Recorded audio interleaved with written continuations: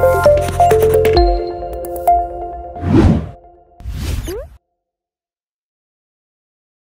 saya Kak Wira akan melanjutkan materi pendapatan nasional uang dan bank dari part 1. Ini sekarang kita membahas inflasi menurut Irving Fisher. F itu Fisher ya. Ada yang namanya teori kuantitas uang. Nah, didapat dari M kali V sama dengan P kali T. Nah, bisa juga dijadikan persamaan P sama dengan M kali V dibagi T. Nah, di mana M itu jumlah uang yang beredar, V itu kecepatan peredaran uang, P itu harga barang, T kuantitas barang. Nah, apabila ada peningkatan di sisi sebelah kanan di M atau V, maka otomatis ada peningkatan juga di sisi P atau harga barang. Nah, makanya Irving Fisher merumuskan inflasi terjadi ketika jumlah uang meningkat, kecepatan peredaran uang meningkat, dan jumlah barang yang diperdagangkan itu menurun. Nah, bisa dilihat di persamaan yang ini, inflasi itu kan kenaikan harga barang, yang mana ditunjukkan di huruf P kan.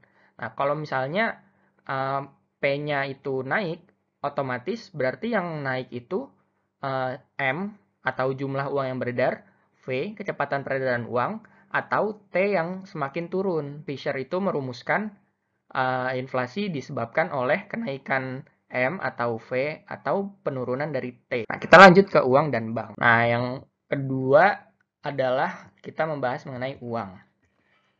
Nah, ini sebenarnya materinya cukup hafalan, jadi tidak terlalu logika. Nah, yang pertama syarat benda bisa dijadikan uang. Yang pertama nilainya stabil, tentu agar tidak berubah-ubah tiap waktunya. Lalu mudah dibawa, tidak mudah rusak, jumlahnya cukup dan mudah dipecah. Misalnya 100.000 menjadi 50.000 dua dan sebagainya. Jumlahnya cukup itu maksudnya bisa dimiliki oleh semua orang gitu. Jadi tidak langka. Kan uang bisa dicetak kapanpun kan. Lalu fungsi uang, ada fungsi asli dan fungsi turunan. Fungsi asli alat tukar. Jadi alat tukar yang dulu kita menggunakan sistem barter, pertukaran antar barang, nah kita bisa mempermudah dengan menukarnya dengan uang dan sebagai satuan hitung. Ini untuk menghitung nilai barangnya, misalnya satu barang nilainya 15.000, 10.000 dan sebagainya. Lalu ada fungsi turunan. Nah, yang pertama ada sebagai alat pembayaran. Nah, ini untuk membayar selain daripada barang, misalnya membayar denda atau membayar tagihan tagihan listrik gitu misalnya. Itu kan tidak berupa pertukaran kan. Lalu alat pembentuk harga dan juga alat pembentuk kekayaan. Nah, ini bisa digunakan dengan uang. Lalu ada nilai uang. Yang pertama nilai intrinsik, itu nilai bahan pembuat uang. Misalnya ketika bikin uang logam, itu bahan yang digunakan berapa. Ketika membuat uang kertas, itu bahan yang digunakan untuk si uangnya itu berapa.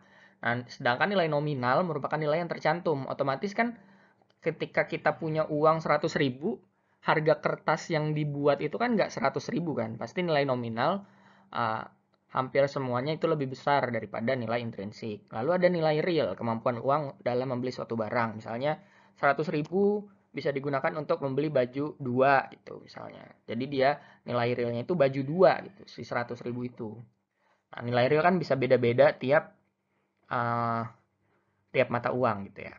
Lalu ada jenis uang. Nah, berdasarkan bahannya ada kertas dan logam, berdasarkan lembaga pembuatnya ada yang namanya uang kartal. Nah, ini dibuat oleh Bank Sentral atau dalam negara kita itu Peruri, Perum Peruri, perusahaan pembuat uang. Ada uang kertas dan logam dan juga uang giral. Bentuknya bisa cek, bisa giro, dan kartu kredit. Nah, ini dibuat oleh bank umum. Lalu berdasarkan nilainya ada full bodied money. Ini nilai intrinsiknya sama dengan nilai nominalnya. Misalnya dinar. Satu dinar itu ya segitu gitu.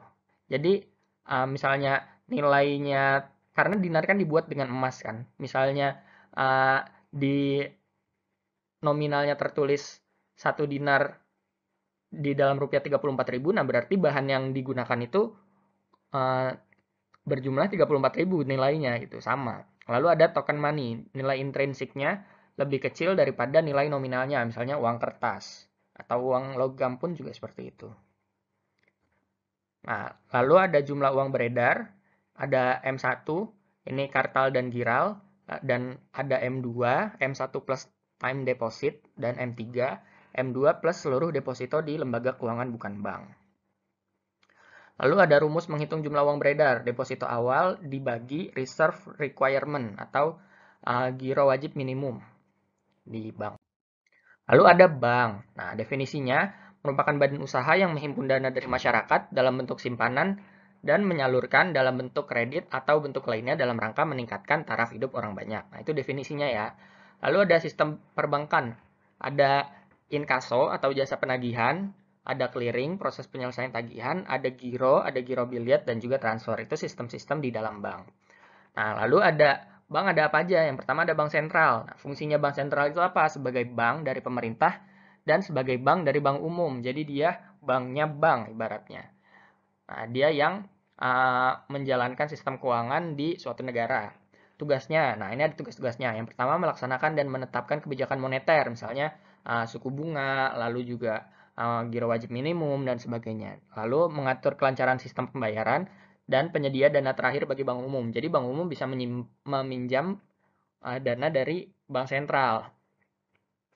Nah, dulu bank sentral juga mengawasi lembaga keuangan. Sekarang itu dialihfungsikan ke OJK. Lalu ada bank umum, tugasnya menghimpun dana dari masyarakat dalam bentuk tabungan, giro, dan sebagainya, dan menyalurkannya dalam bentuk kredit, baik itu kredit untuk konsumsi ataupun kredit untuk usaha.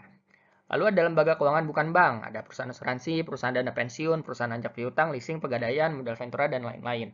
Yang intinya dia berurusan dengan peminjaman atau penghimpunan uang dari masyarakat, tapi dia bukan bank gitu.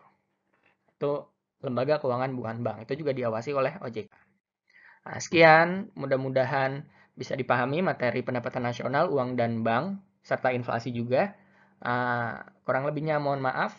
Terima kasih. Assalamualaikum warahmatullahi wabarakatuh.